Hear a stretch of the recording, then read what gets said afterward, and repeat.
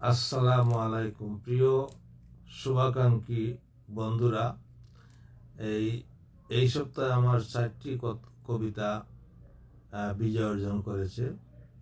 একটি হলো প্রজ্বলন সাহিত্য সংঘ থেকে, সেটি হলো মানব জাতির পর, এটি বাংলাদেশের শীত গরম নিয়ে লেখা। আর দ্বিতীয়টি হলো গোলাপগঞ্জ সাহিত্য পরিষদ থেকে, সেই নিয়তে থাকো, এটি কুরবানির বিষয়ে লেখা।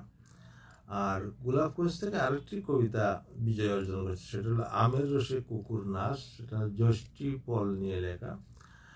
আর চতুর্থটি হলো আন্তর্জাতিক উত্তরবঙ্গ সাহিত্য থেকে প্রাণে মরণ হাল। এই 4টি কবিতা গেল সপ্তাহে সম্মাননা বিজয়ী হয়ে সম্মাননা প্রেম পেয়েছে। এখান থেকে আমি আপনাদেরকে একটি কবিতা শোনাবো।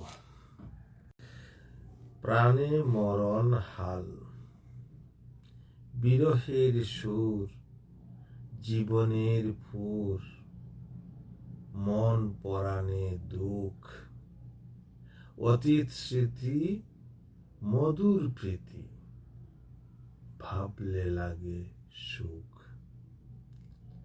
ছেলেবেলায় খেলাধুলায় ছিল শান্তিময়, বড় হতে জীবন পথে শুধু দুঃখ হয়।